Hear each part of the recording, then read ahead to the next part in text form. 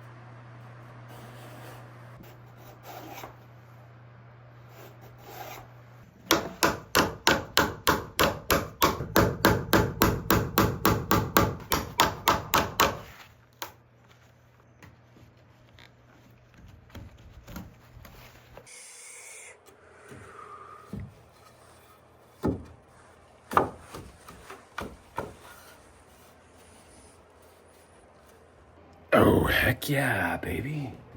Check that out. So this is as far as we can go. I think before we get the windows on site, going to be picking them up in a few days here.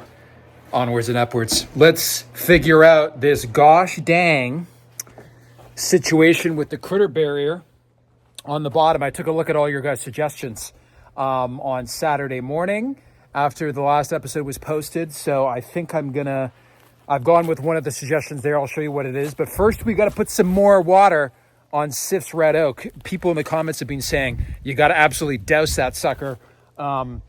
Even though she's planted 900 pounds of my poop and a pound of Xander Budnick's poop, which is sufficient fertilizer, I think, for any vegetation.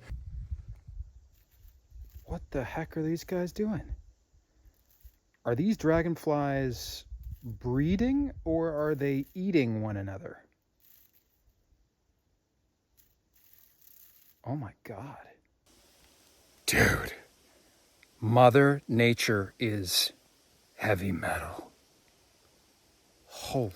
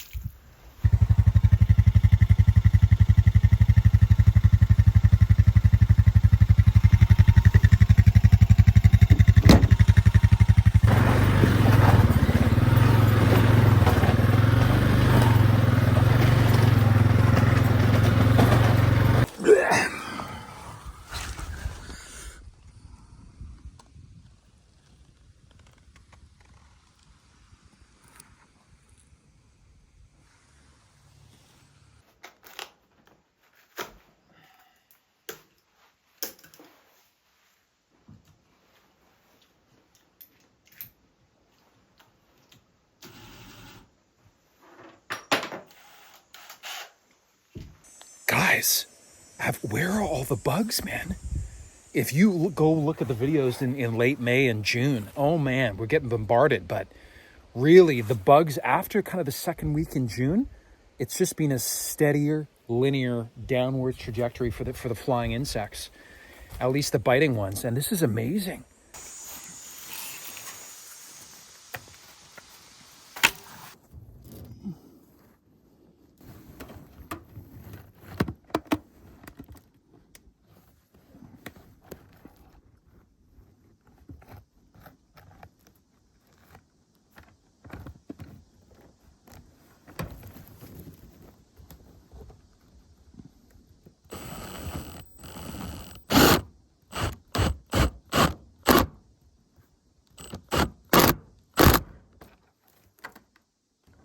Crap.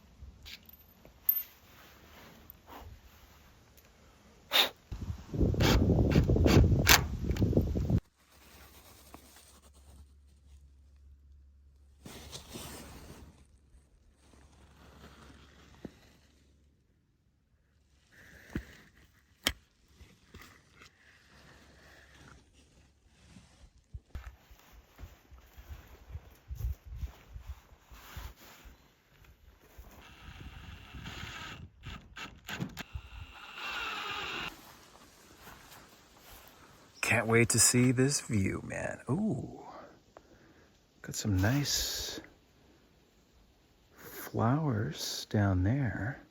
Purple flowers. What the heck?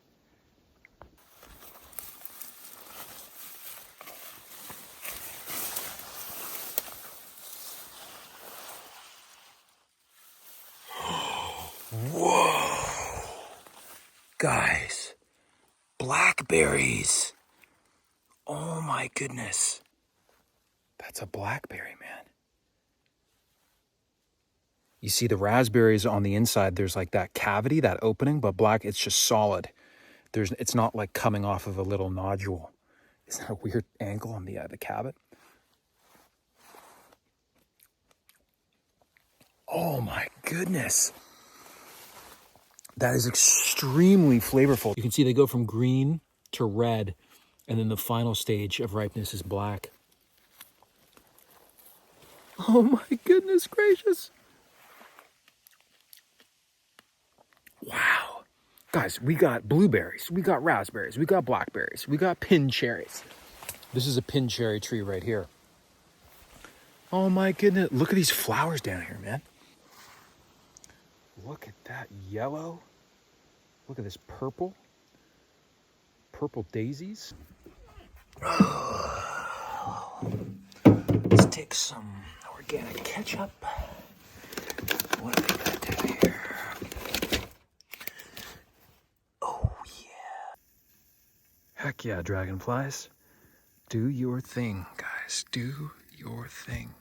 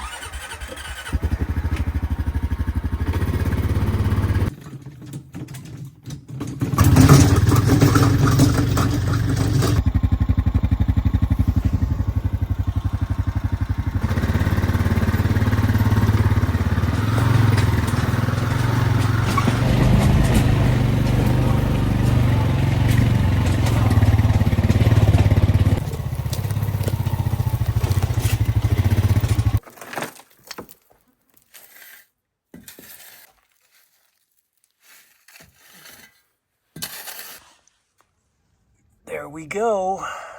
There we go. It goes down about 12 inches and it comes out 6 inches. Down 12, out 6. And very tight bind over there and over here on the sides. One thing I would do on the next portions is you can see there's a bit of a gap just behind the mesh. So I'll try to leave a little bit more gravel in behind next time, but I don't think it's big of a deal. It seems very solid. I've got a triple coated premium deck screw every 6 inches all the way along here, and then also along the floor, the bottom of the floor. So it's two birds with one stone. It covers the gap at the bottom of the floor, and it provides this outer protection. So I'm really happy with how this turned out. None of that would be possible without this right angle drill tool. I cannot recommend this thing enough. Unfortunately, Milwaukee didn't make one of them, only DeWalt.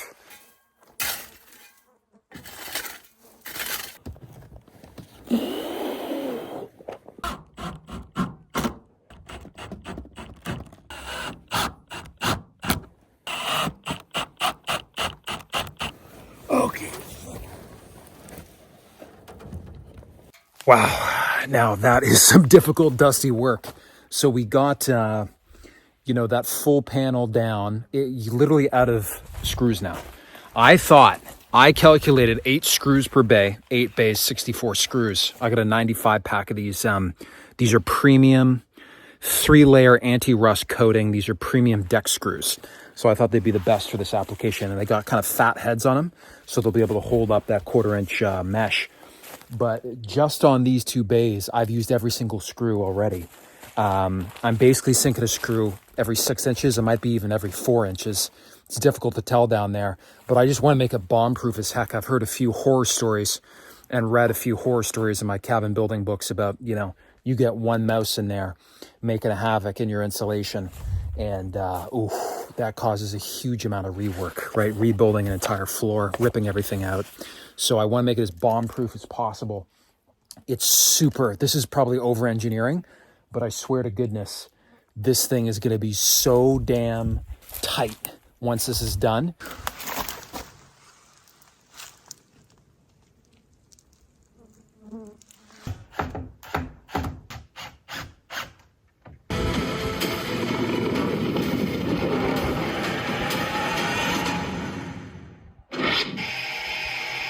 Winter is coming!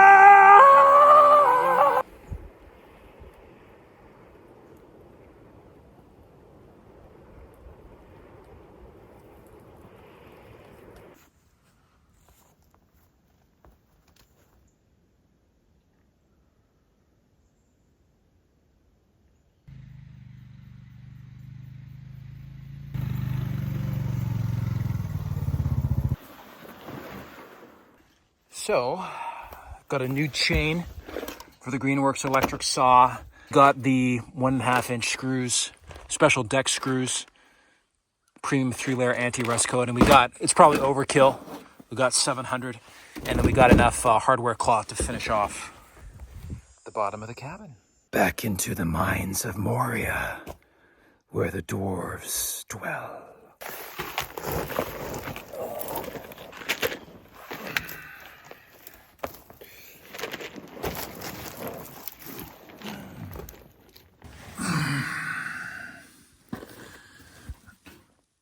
One.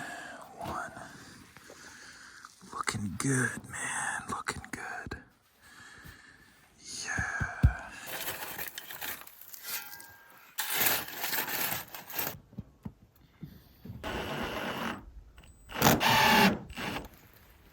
Yeah.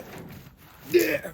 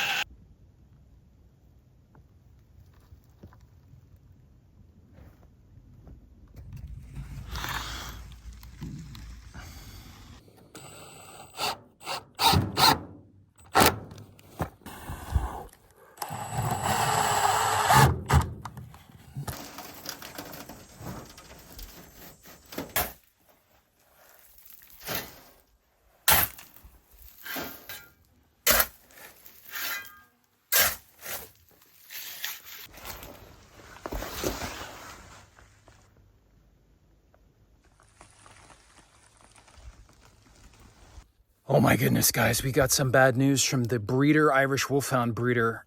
Just got a call. And so she had 2 females that were pregnant. The first one, they did the x-ray and they found that the pregnancy had not taken, or the impregnation had not taken. So no puppies coming from that one. The second mother, they did the x-ray. She only has 2 puppies inside of her. So she's pregnant, but there's only 2 dogs. So she called me. She's like, you're first on the list. She's like, I got a huge waiting list though. So I just want to know, like, are you still committed to only taking a male? And I'm like, yeah, I think I do want a male. She's like, well, would you want to wait for the next round? She's got another female that should be giving birth, I think in the first week of October, and then, pick up for, what would that be? First week of November, pick up for first week of January. So I said, yeah, you know what? I'd probably wait until then, but I really want a dog for the fall, heading into the winter. And I think the fall is a great time to train him and stuff. So pray to the gods, man. Pray to the gods that one of these 2 puppies at least is male, and that we'll be able to get him. But that was surprising news, man. I was not expecting to hear that.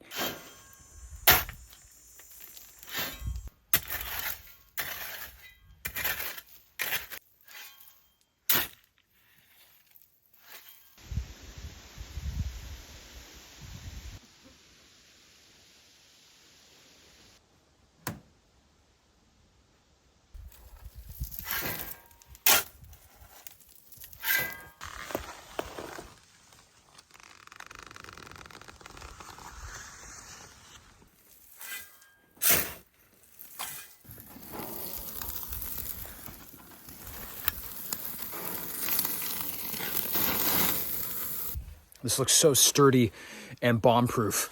I'm really happy with how this thing has been turning out. But you know what? This last panel here, I'm going to leave open. I did see a bunny, a snowshoe hare, popping out on this end once, just in case there's anything in there. I've been making so much commotion over the last 24 hours. Hopefully that scared anything out. But tonight I'm leaving. I'm driving to get closer to the window factory. And then tomorrow morning, hopefully I'll reach the window factory, pick up the windows. And then by tomorrow night, I'll be back. But I just have a feeling I want to leave this open in case there's any critters under there. This is their final chance to get out.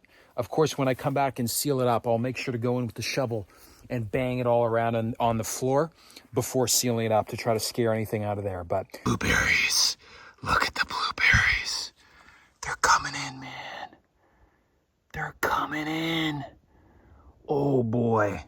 Next week is going to be blueberry bonanza, man. Praise Odin for the wild blueberries. I'm about to hit the road. I'm going to give the last of my water. Thor's red oak here. The new growth on top. Some of the leaves are doing well. He's looking a little thirsty, though. Some of the leaves aren't doing too hot. So we'll pour this down here.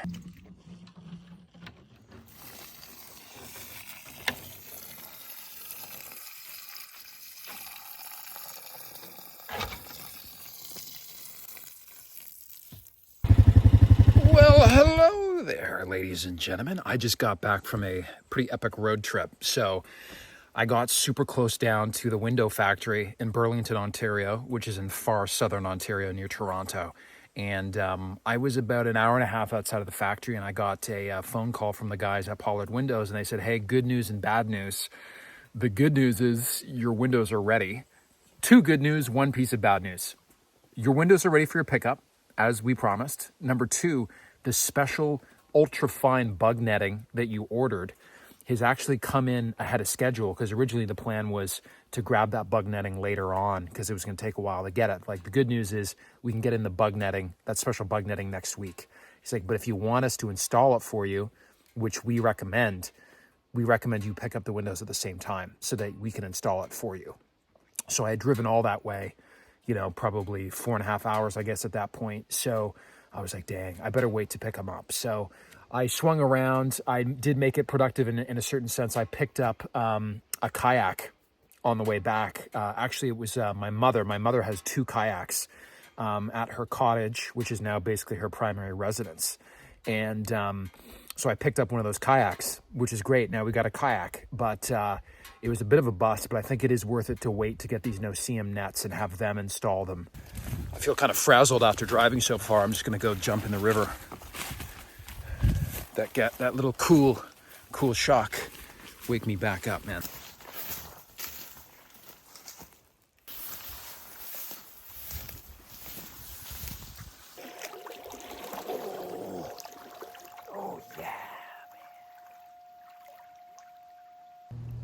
Honestly, this is crazy.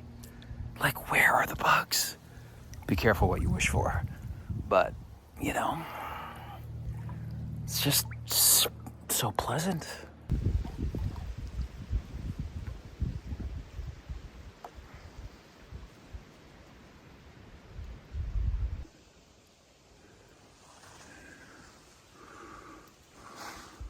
Okay, now, before we seal this guy up, the final panel, I'm gonna go in with the shovel and bang the heck out of the floor.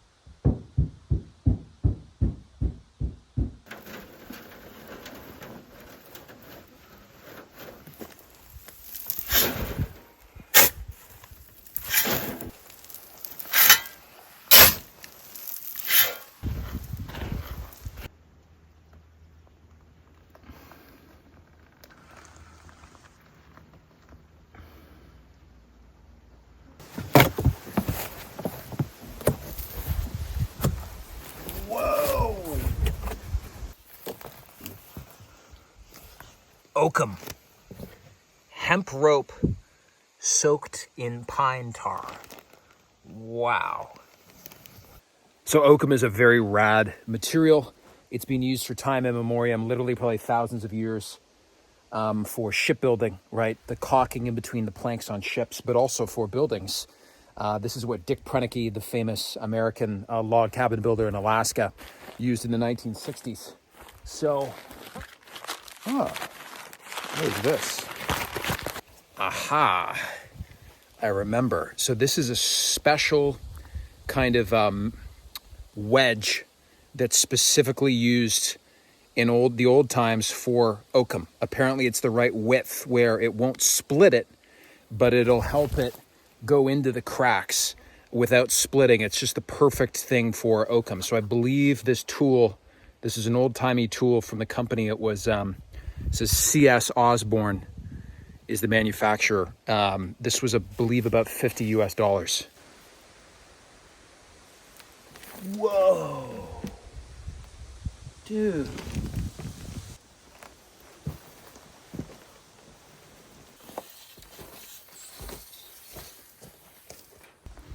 Wow. That smells very interesting. I have never smelled that scent. I don't know if that's the hemp or the pine tar.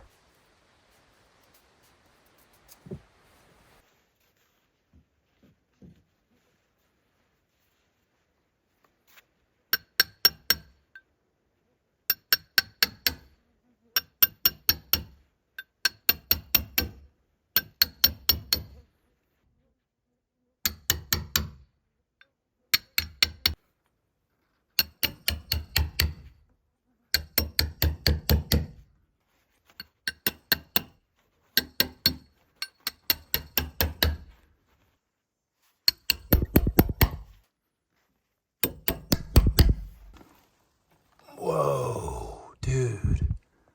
That stuff is cool, man. I wonder what it looks like from the inside. Whoa, so this is from the inside. That's nice, and you see there's undulation. It gets in there real nice. This is what the Vikings used this stuff to caulk their ships, which is super cool, and I can see why. This little mallet, if you're going to use oakum, I highly recommend it. It gives just the amount of force, and none of the oakum was splitting as I was putting it in. So now I'm kind of thinking maybe before putting in the rest of this oakum is to actually do the final stain on the logs.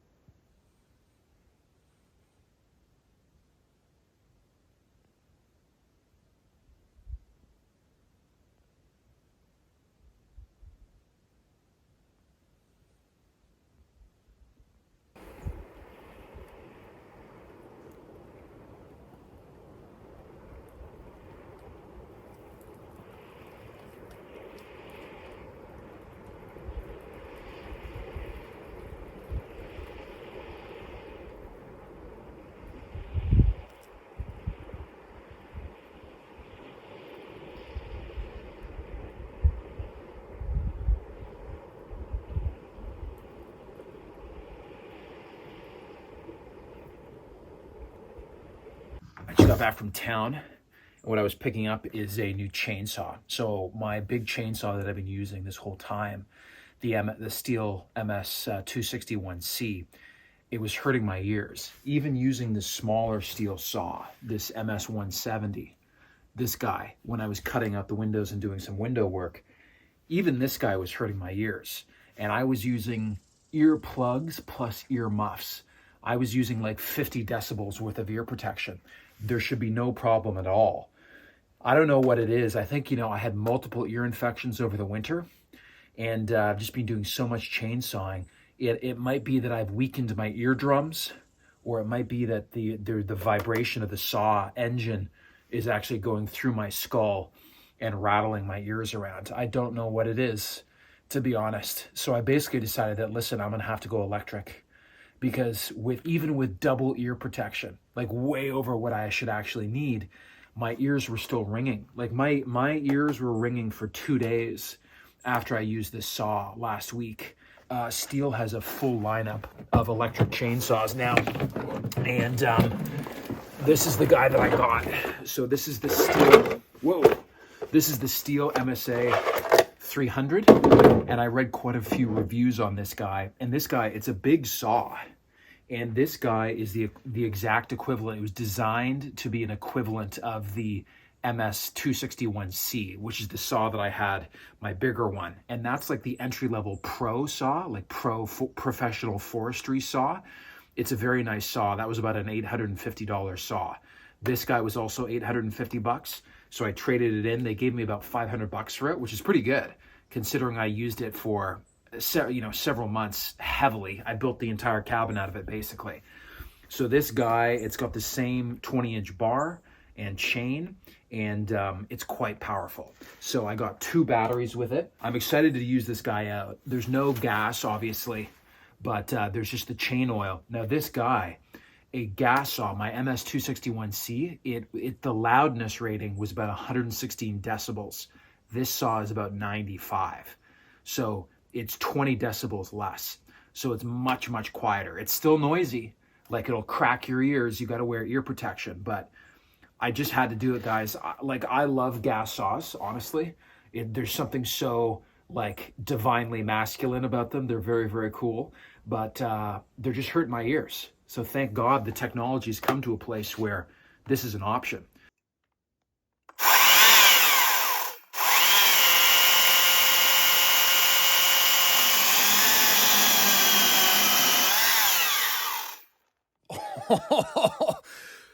This thing is so powerful, man. That's nuts. It's got 3 different modes.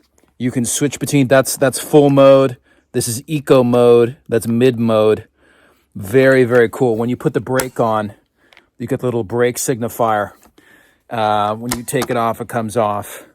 And then if you leave it for a few seconds, it kind of automatically turns off, and you just got to hit this button to kind of put the power back on. But that is freaking cool, man.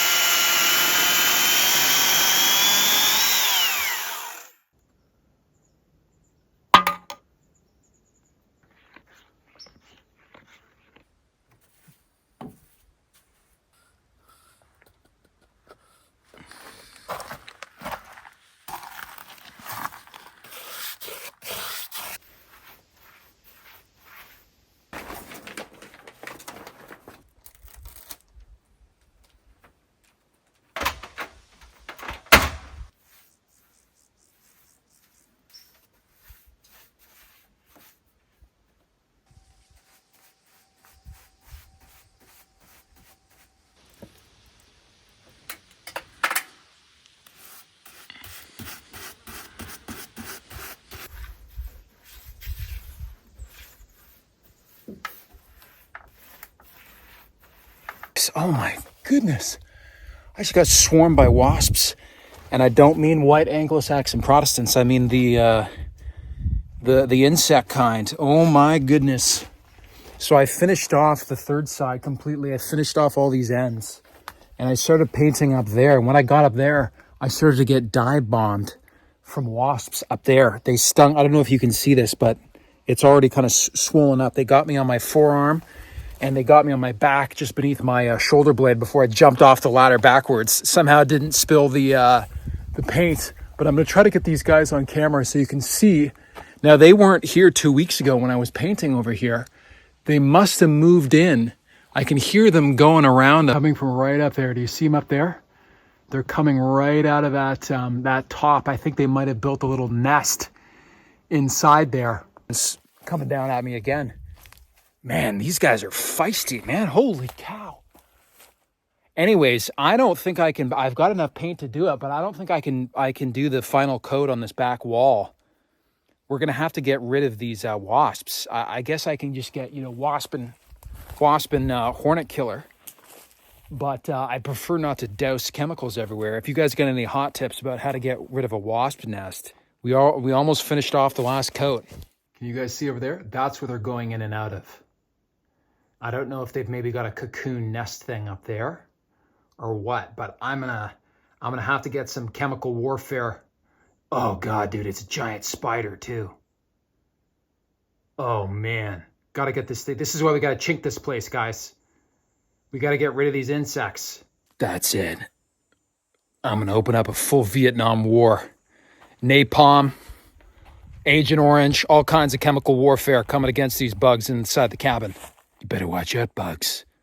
You've just met your worst nightmare. Okay, so next step, as the cabin is drying, before we can continue the chinking, I'm gonna go put the final touch on the driveway. So you guys remember last week we were doing the driveway, the top layer of the grade A gravel with my neighbor. And after it was finished, it's kind of a little fluffy, for lack of a better term. Like it's pretty well graded, but it is not compacted. And you can tell the same route that I'm taking in with my truck and the same place that I'm parking, it's already developing these little ruts. So I asked my neighbor, I'm like, hey, if I rented one of these gas tamping machines, would that help kind of compact down the driveway and kind of avoid these ruts from forming? He said, absolutely. Gosh dang. Forest Red Oak, you are looking good.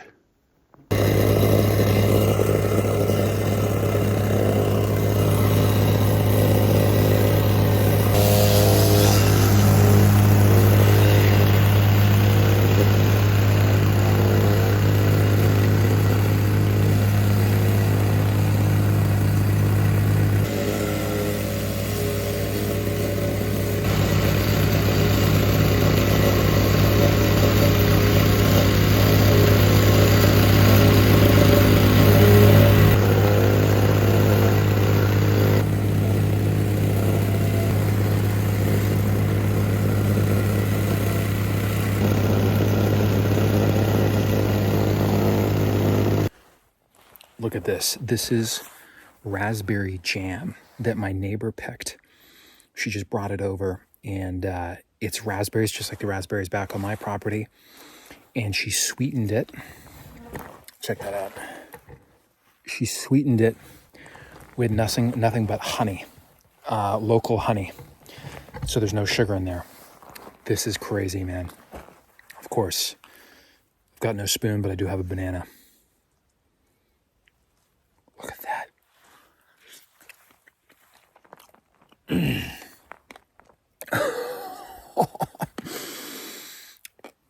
I'm going to quote Bud Fox from the film Wall Street. This tastes so good that any better, and it would be a sin. You can drink jam, right? That's socially acceptable, right? Right.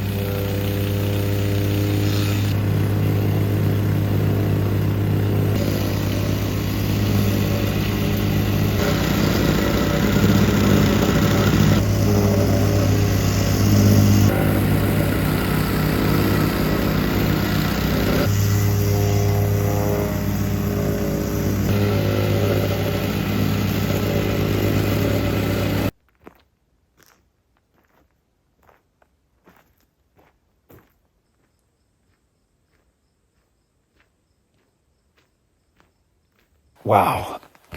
I don't know if all that footage was just wasted or not. I don't know if that was showing up on camera, but that made an enormous difference. By golly, that took a long time.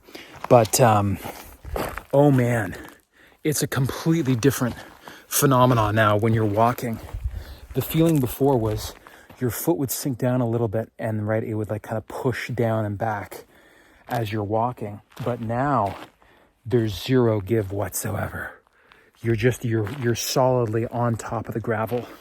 And there were some ruts appearing where the car, I was coming in with the truck every time, and inevitably there will be, but those ruts are gone now. Even when I was taking the ATV onto the gravel, there were little ruts where the tires were, but this is completely compacted. So this machine is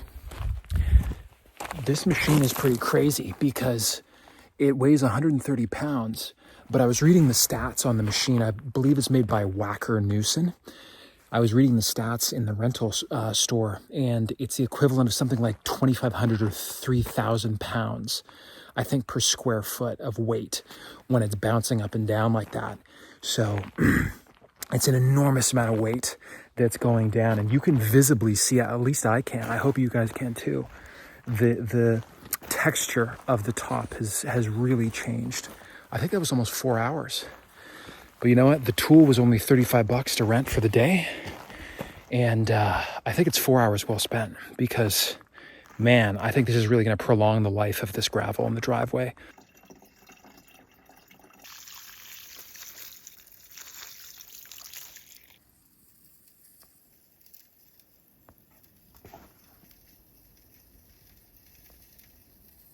Dude, are you kidding me? That is a pine marten. Dude, do not come over here, dude. Those guys are vicious. Oh my goodness.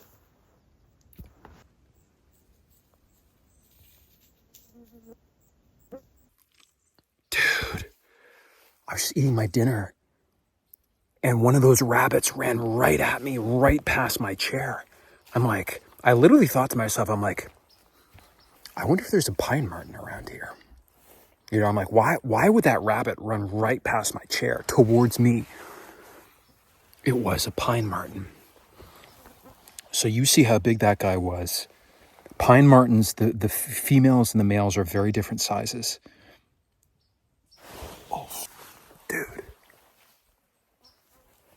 He's behind me. So they're in the mustelid family. They are a member of the weasel family, the largest member of which in North America is the wolverine. So these pine martens are like mini wolverines. The males, I think, max out at around 15, maybe 20 pounds. The females max out at around 9. But they're absolutely ferocious, like pound for pound. They're total psychopaths. I can hear him rumbling around back there. He's looking for those snowshoe hares, man. There's so many snowshoe hares around here. Dude. Oh my God. It's very rare to see those guys because they're very secretive. Wow, that's cool. That's Canada. That's a mini wolverine. Just scale it up. So if a male pine marten can get up to 15 or 20 pounds, a male wolverine, I believe they top out at like 40. So it's basically half the size, maybe little less than half the size of a wolverine. But wolverines, to put it in perspective, a 40-pound wolverine, there's literally videos on YouTube of a 40-pound wolverine scaring a 500-pound grizzly bear, a 400-pound black bear off of carcasses, like elk carcasses or bison carcasses.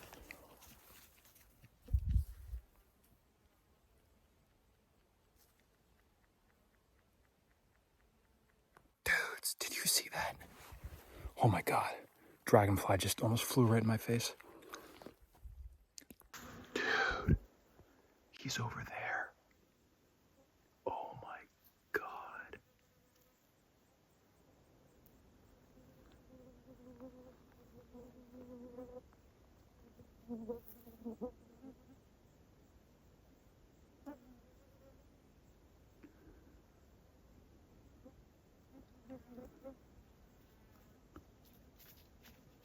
I cannot believe this right now. This is wild, man.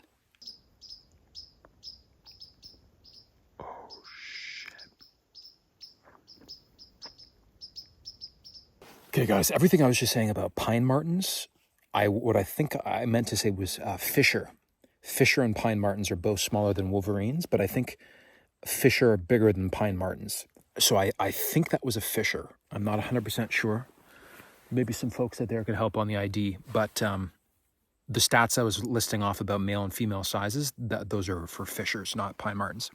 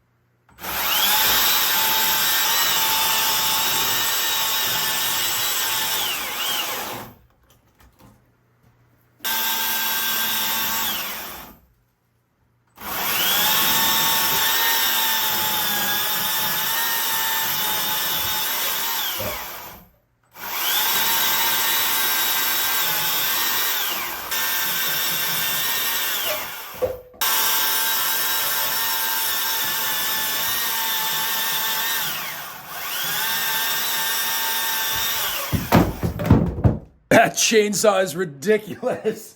That thing is so powerful, man. Oh my goodness. Hello? Hello. Oh yeah.